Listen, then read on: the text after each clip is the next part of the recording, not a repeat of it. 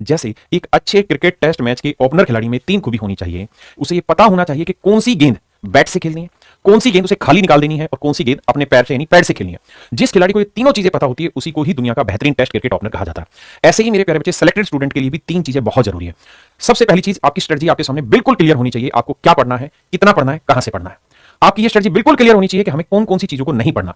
मेरे बच्चे, कुछ बाउंसर भी आती हैं, कुछ आसान गेंदें भी आती हैं। आसान गेंद हम सब खेल लेते हैं और जैसे ही बाउंसर होती है हम पीछे हट जाते हैं। हमें हर तरीके की तैयारी करनी है। मेरे प्यारे बच्चों, मैं आपसे एक से एक छोटी से छोटी बात आपके साथ आज डिस्कस करने जा रहा हूं। मेरी हर वीडियो आप सबकी लाइफ के लिए बहुत जरूरी है। मैं अपना पूरा अनुभव आप सबके सामने शेयर कर रहा हूं। मेरे प्यारे बच्चों, मैंने खुद एसएससी के थ्रू एक्साइज इंस्पेक्टर में सिलेक्शन लिया है। मैंने खुद अपने आप को प्रूव किया है अनेकों बार, फिर आपको पढ़ा रहे हैं। तो मेरे प्यारे बच्चों, अब हमें मेन मुद्दे पर आना चाहिए कि क्या क्या चीजें हमारे लिए इंपॉर्टेंट है। मेरे प्यारे बच्चों, सबसे पहली चीज हमारे लिए इंपॉर्टेंट है नंबर ऑफ वैकेंसी। और आप देख रहे हैं नंबर ऑफ वैकेंसी लगातार कम हो रही है, या कम नहीं हो रही तो स्थिर जरूर हो रही है, बढ़नी बहुत कम हो गई है।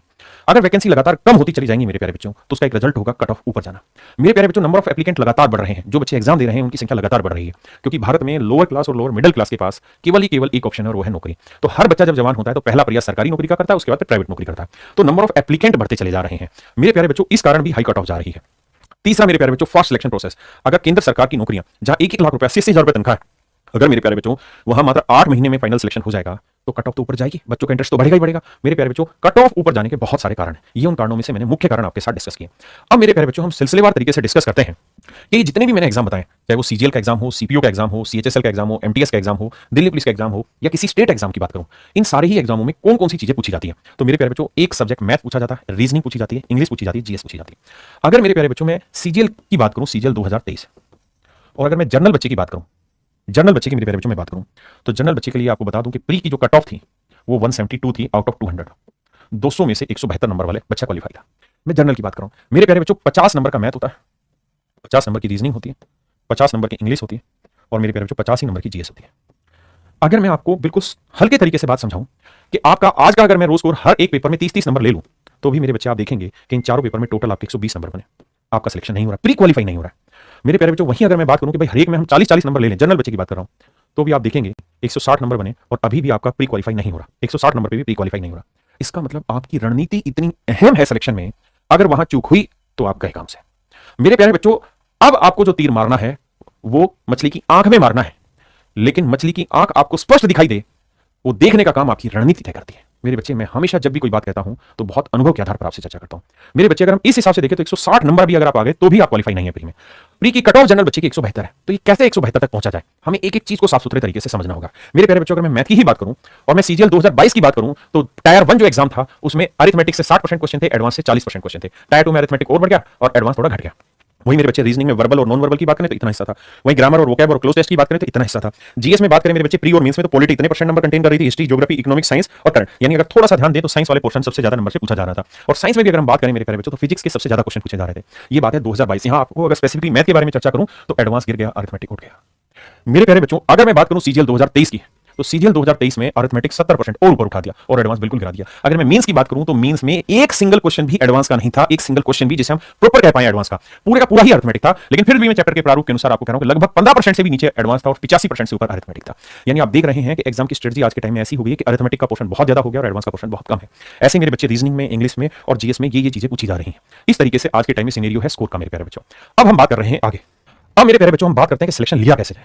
मेरे प्यारे बच्चों, कोई भी एग्जाम हो, आप स्टेट का एग्जाम उठा लें, आप एसएससी का एग्जाम उठा लें, सीडीएस का एग्जाम उठा लें, बैंकिंग का एग्जाम उठा लें, कोई भी एग्जाम उठा लें, रेलवे का एग्जाम उठा लें, मोटे तौर पर अगर मैं बात करूं तो इन्हीं 4 सब्जेक्ट से पेपर पूछा जाता है, मैथ, इंग्लिश, रीजनिंग, जीएस। यही 4 टॉपिक मेन है, 4 सब्जेक्ट मेन है। कहीं पे हिंदी शामिल हो जाएगी मेरे प्यारे बच्चों, कहीं पे स्टेट की जीके शामिल हो जाएगी, बस इतना ही है और अलग कुछ नहीं है। मेरे प्यारे बच्चों, ये भी एक बहुत बड़ी मूर्खता है ये सोचना कि कांस्टेबल का पेपर आसान होगा और सीजीएल मेंस मुश्किल होगा, जबकि इससे उल्टी धाराएं बहती है। Delhi police head constable ministerial का जो पेपर था वो सबसे मुश्किल था, जबकि सीजीएल का जो पेपर है वो बहुत आसान है।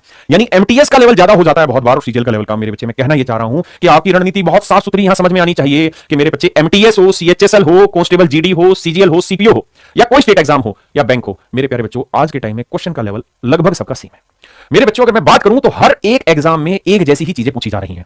यानी बच्चा सिर्फ साइकोलॉजिकल जीडी की तैयारी कर रहा है, साइकोलॉजिकली वो रेलवे की तैयारी कर रहा है। सच बात तो ये कि जो वो तैयारी कर रहा है ना, उसी से एसएससी में सिलेक्शन होना है, उसी से रेलवे में सिलेक्शन होना है, उसी से बैंकिंग में सिलेक्शन होना है। तो मेरे बच्चे, अलग अलग जगह तैयारी नहीं करनी, किसी एग्जाम की तैयारी नहीं करनी, बल्कि सब्जेक्ट की तैयारी करनी है। मैथ, इंग्लिश, रीजनिंग, जीएस, चारों को तैयार करना है। मेरे प्यारे बच्चों, अब मैं आपसे बात कर रहा हूं आपकी रणनीति के अहम हिस्से पर कि सिलेक्शन लिया कैसे जाए। तो सबसे पहला बिंदु है कि बहुत सारे बच्चे, 90% बच्चे वो हैं जो नोटिफिकेशन का वेट करते हैं। नोटिफिकेशन का वेट करेंगे, नोटिफिकेशन आएगा उसका तैयारी करेंगे। जैसे अगर हम बात करें इस समय एसएससी जीडी की, या हम बात करें यूपी पुलिस कांस्टेबल की, तो मेरे प्यारे बच्चों जनवरी में, दिसंबर के आखिर में इसका नोटिफिकेशन आया 2023 में, और 18 फरवरी 2024 को एग्जाम है। यानी कुल मिला के गिनती के 48 दिन आपको नहीं मिल रहे। आप 48 दिन में किसी एग्जाम की कैसे तैयारी कर लेंगे जहां करोड़ों बच्चे तैयारी कर रहे हैं पहले से। मेरे प्यारे बच्चों, एक बहुत छोटा सा सिर है, सफलता यूं ही नहीं मिलती जिंदगी में, दिल में एक जुनून सा जगाना पड़ता है, दिल में एक जुनून सा जगाना पड़ता है। किसी ने पूछा चिड़िया से घोंसला कैसे बना, चिड़िया ने कहा तिनका तिनका उठाना पड़ता है। मेरे प्यारे बच्चों, ये जो घोंसला है ना कामयाबी का, ये ऐसे नहीं बनेगा, तिनके तिनके उठाने पड़ेंगे तब जाके घोंसला बनेगा। आप वेट करें नोटिफिकेशन का कि नोटिफिकेशन आएगा तब हम खड़े होंगे और तब हम लड़ाई लड़ेंगे। अरे तब तक तो पूरी दुनिया तैयारी कर चुकी होगी, वेट मत करिए। दूसरा, आप मेरे प्यारे बच्चों अपना टाइम फालतू जगह पे वेस्ट मत करिए। जिस यूट्यूब पर हल्ला हो रहा हो, समझ लीजिए आपका काट दिया। जो बच्चा इंस्टाग्राम पे एक्टिव है, समझो आपका कट गया। मेरे प्यारे बच्चों, जो बच्चा प्रलोभन की बातों में आ जाता है, मीठी मीठी बातों में आ जाता है, समझो आपका कट गया। क्योंकि कामयाबी की दवाई कड़वी है और आपको लेनी ही होगी। जो मीठी दवाई दे रहा है वो तय मानिए कि आपको ठीक नहीं करने वाला। तीसरा बिंदु आता है मेरे प्यारे बच्चों, टाइमली रिवाइज। अगर आप तैयारी कर रहे हैं तो आपकी चीजें टाइमली रिवाइज होती रहें, वरना होता क्या है कि बच्चा तैयार तो बहुत कुछ कर लेता है, लेकिन जब समेटने की बारी आती है तो समेट नहीं पाता। टाइमली रिवीजन जरूरी है। टाइमली रिवीजन कैसे किया जाए मैं भी आगे डिस्कस कर रहा हूं। आगे है मेरे प्यारे बच्चों पेशेंस, कंसिस्टेंसी और डेडिकेशन। ये तीनों ऐसे शब्द हैं, एक साथ हैं, एक जैसे हैं, लेकिन फिर भी अलग हैं। लेकिन जब तक तीनों नहीं मिलेंगे तब तक सफलता नहीं मिलेगी। अगर कंसिस्टेंसी आ गई, डेडिकेशन आ गया, पेशेंस नहीं है तब भी दिक्कत है। अगर पेशेंस है, कंसिस्टेंसी है, लेकिन डेडिकेशन नहीं है तब भी दिक्कत है। इन तीनों शब्दों का आना आपके सिलेक्शन के लिए जरूरी है मेरे बच्चे। मेरे प्यारे बच्चों, अब आपको मछली की आंख दिखाई देनी चाहिए, और मछली की आंख चार है: मैथ, रीजनिंग, इंग्लिश और जीएस। ये चार आंखें हैं जिन चारों आंखों पर आपको तीर लगाना है। हर एग्जाम में यही चार आंखें आपके सामने दिखाई देगी। मेरे प्यारे बच्चों, मैं सबसे बड़ी आंख की बात कर रहा हूं जीएस की। मैंने आपको बताया सीजीएल प्री की कट ऑफ 172 है। 172 है तो मैं ये मान के चल रहा हूं कि मैथ में आप कोचिंग लेने के बाद या अपनी तैयारी के बाद हर बच्चा 45 प्लस नंबर लाएगा ही लाएगा। हर एक बच्चा नंबर इतनी तो कोशिश करेगा कि 45 से ज्यादा नंबर है। रीजनिंग में भी मेरे बच्चे, मैं मान के चल रहा हूं कि 45 से ज्यादा नंबर उस बच्चे के रहे। मैं मान के चल रहा हूं कि इंग्लिश में उस बच्चे के जो नंबर है वो 40 से 45 की रेंज में हो, क्योंकि मैथ इतना आसान है, मैथ और इंग्लिश जहां 45 से 50 के बीच में आसानी से वेरी किया जा सकता है। कोई एक छोटी सी मिस्टेक हो तो बात अलग है। मेरे बच्चे, अब सारा मामला आता है जीएस पे। अगर आपकी जीएस 10 से 20 नंबर में है तो आप यहां कितनी भी कोचिंग ले लो, कितनी भी मेहनत कर लो, फेल है। अगर आपकी जीएस 20 से 30 नंबर के बीच में है तो मामला हल्का हल्का सरकेगा, लेकिन फिर भी दिक्कत है। लेकिन मेरे प्यारे बच्चों, अगर आपका जीएस का स्कोर 30 से 40 के बीच में है तो आपको कोई माइका लाल नहीं ला सकता सिलेक्शन लेने से। यानी सिलेक्शन लेने के लिए इस रेंज में हर एक को जीएस को लाना होगा। मैथ, रीजनिंग, इंग्लिश, हर बच्चा 50 में 50 नहीं ला सकता, लेकिन हर बच्चा 45 प्लस नंबर ला सकता है। इसमें कोई दो राय नहीं है, बहुत आसान है, छोटी सी रणनीति के तहत आ जाता है। लेकिन मैं चर्चा कर रहा हूं आपके साथ जीएस की। जीएस में अगर आप 30 से 40 वाली रेंज में नहीं आए तो दिक्कत में फंसेंगे। मेरे भाई, बहुत सारे बच्चे ऐसे हैं जो जीएस की कोचिंग ले लेते हैं सीधा, और जीएस की कोचिंग लेकर वो अपनी तैयारी कर रहे होते हैं, जबकि उनको बैकग्राउंड में कुछ भी चीजें याद नहीं है पुरानी। आप ऐसा गुनाह मत करिए। आप जीएस में एटलीस्ट बेसिक चीजें पहले से पढ़ के रखिए, बेसिक चीजें पढ़ के रखिए पहले से। यानी आपका स्कोर एटलीस्ट इतना तो हो कि आप 15 से 20 वाली रेंज में तो शामिल हो। इतनी बेसिक चीजें पढ़ लीजिए, इतनी प्रैक्टिस जीएस की हो जानी चाहिए कि आप उस रेंज में आ जाए। उसके बाद आप कहीं कोचिंग लेना स्टार्ट करिए। और मैंने कंप्लीट जीएस के ऊपर एक स्ट्रेटजी बना के वीडियो डाली हुई है, पूरी कंप्लीट के जीएस को कैसे तैयार करें बिना कोचिंग के, और लास्ट में कोचिंग लें आप। क्योंकि कोचिंग से फायदा ये होगा कि पावर ऑफ रिलेटिविटी जो है उसकी स्पीड इंक्रीज हो जाएगी। लेकिन पहले बेसिक खुद के लिए जरूरी है, और बेसिक का मतलब एनसीईआरटी नहीं है। मैं आपको नहीं कह रहा हूं कि आप पेशेंस रखिए और 2 साल तैयारी करिए, नहीं। मैं आपको कह रहा हूं कि आप मात्र 8 से 9 महीने ही तैयारी करिए और उसमें सिलेक्शन हो जाएगा। लेकिन जीएस के बेसिक उसी 8-9 महीने में भी तैयार करना है और कोचिंग भी खत्म करनी है उसी 1 साल के अंदर। तो इसके ऊपर मैंने कंप्लीट वीडियो आपको डिस्कस की हुई है। इसके बारे में मैं आपके साथ चीजें धीरे धीरे वक्त बाय वक्त आपको समझाता ही रहता हूं, और आगे मैं इसके बारे में वीडियो डालूंगा। मेरे प्यारे बच्चों, अब मैं चर्चा करता हूं आपसे इन चारों ही चीजों पर। मेरे दोस्त, सबसे पहले मैं आपसे बात करूंगा मैथ पर। मेरे बच्चे, चाहे मैं एसएससी सीजीएल प्री की बात करूं या मींस की बात करूं, सीएचएसएल प्री हो या मींस हो, कोई भी एग्जाम हो, प्री मींस स्टेट का कोई भी हो, सारे में ही मैथ जो आता है मैं उसकी बात करूंगा। मेरे प्यारे बच्चों, मैथ के 2 हिस्सों में हम बांट लेते हैं, एक अरिथमेटिक और एक एडवांस। अगर मैं इनके सिलेबस बताऊं कौन कौन सा चैप्टर अरिथमेटिक में मानिए, कौन कौन सा एडवांस में, तो मेरे प्यारे बच्चों, number system, power charts and indices, simplification, percentage, profit and loss, discount, simple interest, compound, ratio, age, partnership, mixture, time work, ये। और मेरे बच्चे, इसी चीज में आप आगे बढ़ते बढ़ते आप आ जाइए कहां पर, डाटा इंटरप्रिटेशन, डीआई जिसे हम कहते हैं, प्रोबेबिलिटी जो नया सिलेबस में इंक्लूड हुआ, स्टैट जो नया सिलेबस में इंक्लूड हुआ, और इसी प्रोबेबिलिटी के साथ साथ ही परमुटेशन एंड कॉम्बिनेशन मेरे प्यारे बच्चों जो हम कराते हैं। मेरे प्यारे बच्चों, इसी तरह से अगर हम एडवांस में बात करें तो एडवांस में जो चैप्टर बहुत बड़े बड़े हैं, अलजेब्रा है, क्वाड्रेटिक इक्वेशन है, ट्रिग्नोमेट्री है। क्वाड्रेटिक इक्वेशन जो सीडीएस जैसे एग्जाम में बहुत अच्छे लेवल पे पूछा जाता है। सर्कुलर मेजरमेंट ऑफ एंगल है, ट्रिग्नोमेट्री में maximum minima, height and distance, coordinate geometry, geometry, mensuration, 3D और 2D। तो ये मेरे प्यारे बच्चों कुल मिलाकर सिलेबस है। अगर मैं जितने भी कॉम्पिटिटिव एग्जाम्स की बात करूं तो लगभग हर कॉम्पिटिटिव एग्जाम में, हर नहीं 100% एग्जाम में मेरे प्यारे बच्चों अरिथमेटिक आता है। एसएससी के हर एग्जाम में मेरे प्यारे बच्चों एडवांस मैथ भी पूछा जाता है, अरिथमेटिक भी। सीडीएस में बात करें तो दोनों ही पोर्शन पूछे जाते हैं, लेकिन बहुत सारे स्टेट ऐसे हैं जहां पे अरिथमेटिक ही पूछा जाता है। बैंकिंग एग्जाम में भी अरिथमेटिक का ही वर्चस्व होता है।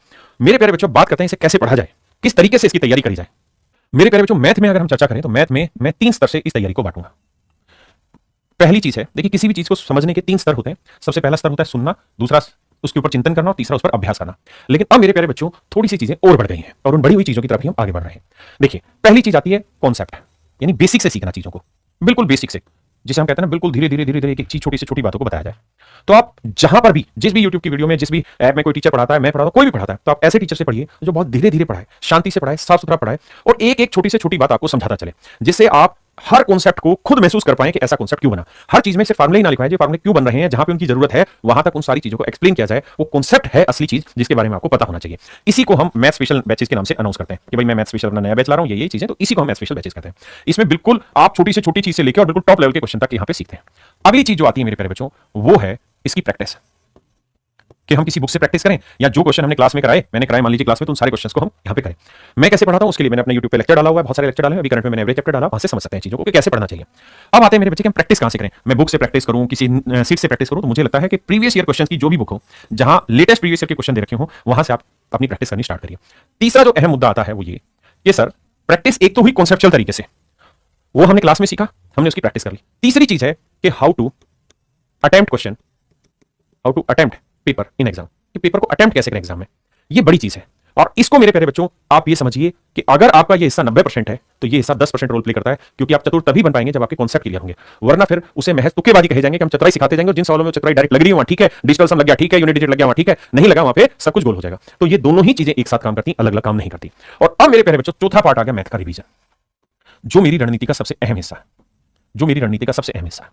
मेरे भाइयों, मैं ही मान लीजिए जैसे एवरेज टॉपिक ही लेता हूं, मैंने एवरेज पढ़ाया और पूरा एक सप्ताह ऐप पे मैंने एवरेज की क्लास ली, 6-7 क्लासें ली और फिर आपका एवरेज चैप्टर मैंने कंप्लीट कराया। इन 6-7 क्लासों के बाद आपने जिस भी बुक आपके पास मान लीजिए 7300 की मेरी बुक है, तो वहां से आपने इसको प्रैक्टिस कर लिया, वहां से प्रैक्टिस करके मेरा प्रैक्टिस बैच है, वहां से आपने ये सारी चीजें तैयार कर ली कि जो जो हमने पढ़ा वो प्रॉपर समझ में आया। लेकिन 2 महीने बाद क्या होगा कि आप किसी और चैप्टर में होंगे और ये चीजें छूट चुकी होंगी।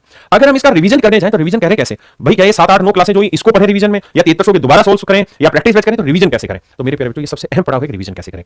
मैं अब अपने बैचेज में एक नया सेगमेंट लेके आया हूं, एक नया कॉन्सेप्ट लेके आ रहा हूं कि पूरे ही 1 घंटे में हर चैप्टर का कंप्लीट रिवीजन होगा, पूरे 1 घंटे में हर चैप्टर का कंप्लीट रिवीजन होगा। आपको जब रिवीजन करना होगा तब मेरे प्यारे बच्चों ये पूरा सब कुछ देखने की जरूरत नहीं है, मात्र 30 मिनट, 40 मिनट, 50 मिनट और 1 घंटे की वीडियो ही उस पूरे चैप्टर को कंप्लीटली रिवाइज करा देगी। जो क्वेश्चन आपने क्लासों में किए हैं, जो पढ़े हैं बुक से, वो सारे ही क्वेश्चन मात्र 1 घंटे में, ये जादुई तरीका आप देखेंगे कि यहां 1 घंटे में आपका पूरा रिवीजन हो जाएगा। और 5वां जो हिस्सा आता है मेरे प्यारे बच्चों, वो आता है मॉक टेस्ट। आप कितने मॉक टेस्ट देते हैं? जब आपकी तैयारी लगभग 50% हो जाए उस वक्त पर आपको मॉक टेस्ट देना स्टार्ट कर देना चाहिए। मेरे प्यारे बच्चों जितने मॉक टेस्ट आप देंगे उतना ही आपकी स्पीड बढ़ती चली जाएगी। मॉक टेस्ट दें, उसका एनालिसिस करें, स्पीड बढ़े। मेरे प्यारे बच्चों ये 4 अहम बिंदु हैं, 4 से 5 अहम बिंदु हैं मैथ के लिए। पहले आपके कॉन्सेप्ट क्लियर होनी चाहिए, आपकी प्रैक्टिस अच्छे से होनी चाहिए, पेपर में क्वेश्चंस को अटेम्प्ट कैसे करें, सवाल नहीं आता तब भी हम क्या क्या एफर्ट लगा सकते हैं, कैसे ऑप्शन कैंसिल कर सकते हैं, किन ऑप्शन को चुन सकते हैं। और चौथा हिस्सा था रिवीजन और 5वां हिस्सा था मॉक। मैथ मेरे प्यारे बच्चों इन सारी चीजों से तैयार होता है। एक बार ये सब प्रोसेस से गुजर गए उसके बाद आपको सिर्फ और सिर्फ एक चैप्टर एवरेज को 1 घंटा देना है, उसके अलावा 1 घंटे 1 सेकंड भी नहीं देना। और हर महीने में 1 घंटा आप इसे दे देंगे तो आपका रिवीजन जबरदस्त हो जाएगा। धीरे धीरे वो 1 घंटे से 30 मिनट, 10 मिनट, 5 मिनट और इतने में आपका रिवीजन हो जाएगा। ये है मेरे प्यारे बच्चों मैथ के लिए मेरी स्ट्रेटजी। अब मेरे प्यारे बच्चों हम आते हैं जीएस पे। तो जीएस की कंप्लीट स्ट्रेटजी मैंने 75 डेज नाम से यूट्यूब पर पब्लिक की हुई है। इसी वीडियो के डिस्क्रिप्शन में मैं वो लिंक डाल दूंगा, जहां से आप जीएस की कंप्लीट स्ट्रेटजी डाउनलोड कर लेना, समझ लेना कि जीएस को किस तरह तैयार करना है। मेरे प्यारे बच्चों जिस बच्चे का मैथ बहुत अच्छा हो जाता है उसका रीजनिंग भी बहुत अच्छा हो जाता है। और रीजनिंग में मुझे लगता है कहीं ना कहीं मॉक टेस्ट का बहुत बड़ा रोल है, क्योंकि रीजनिंग ऐसा सब्जेक्ट है जिसकी कोचिंग करने के बाद आपके लिए सही सवाल निकालना लड़ाई नहीं है। लड़ाई इस बात की कि आप कितना जल्दी सवाल को सही कर दें, लड़ाई वहां आती है। मेन बात करते हैं फिर इंग्लिश में। तो मेरे प्यारे बच्चों मैं इंग्लिश के लिए आपकी डिटेल स्ट्रेटजी लेके आऊंगा। अभी मेरी तरफ से आपको सलाह यह है कि जितना ज्यादा हो सके रीडिंग पोर्शन जो है आपका उसकी ताकत बढ़ाइए, जितना ज्यादा हो सके रीडिंग पोर्शन को बढ़ाइए, वोकैबुलरी की ताकत बढ़ाइए, अनसीन पैसेज की प्रैक्टिस रोज करिए, क्लोज टेस्ट की प्रैक्टिस रोज करिए। बाकी जो स्पेसिफिक टीचर है वो इसके बारे में आपको डिटेल जानकारी देंगे। और मेरे प्यारे बच्चों जब हम इन चारों चीजों से गो थ्रू हो जाए, और मेरे लिए खास जीएस है तो जीएस पे आपने बहुत ध्यान देना, जो 75 दिन की स्ट्रेटजी उसको ध्यान से देखना है। तो मेरे प्यारे बच्चों उसके बाद फिर आप कंप्लीट मॉक दीजिए, सब्जेक्ट वाइज मॉक ना देकर, मैथ, इंग्लिश, रीजनिंग और जीएस। और मेरे बच्चे जब आप मॉक दें तो जो 1 घंटे का टाइमिंग, उस 1 घंटे के टाइमिंग को आप इस तरह से बांटिए कि लगभग 18 से 20 मिनट आप मैथ में लीजिए स्टार्टिंग में, रीजनिंग में आप पूरा 15 मिनट लीजिए ताकि एक्यूरेसी बढ़ाई जाए। और मेरे प्यारे बच्चों लगभग 10 से 12 मिनट आप अपना टाइम इन्वेस्ट करिए मेरे बच्चे इंग्लिश पे, और बाकी जो समय बचता है वो टाइम इन्वेस्ट करिए जीएस पे। बच्चे की गलती यही है सबसे बड़ी कि वो जीएस को मात्र 5 मिनट भी क्या 5 मिनट से पहले ही निपटाने की कोशिश करता है। अगर आप जीएस पे ध्यान नहीं देंगे